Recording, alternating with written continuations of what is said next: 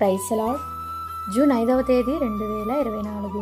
ఈరోజు దేవుని వాక్యము కీర్తనలు 94:14. యెహోవా తన ప్రజలను ఎడబాయువాడు కాడు, తన శ్వాసమును విడనాడువాడు కాడు. అవును క్రీస్తునందు ప్రియమైన వారలారా, యెహోవా మిమ్మును తనకు జనముగా చేసుకుంటకు ఇష్టం కలిగి ఉన్నాడు. తన ఘనమైన నామం నిమిత్తము తన జనులను ఆయన విడనాడడు. దేవుడు ముందు ఎరిగిన తన ప్రజలను విసర్జింపలేదు. దేవుడు న్యాయంను ప్రేమించుచున్నాడు.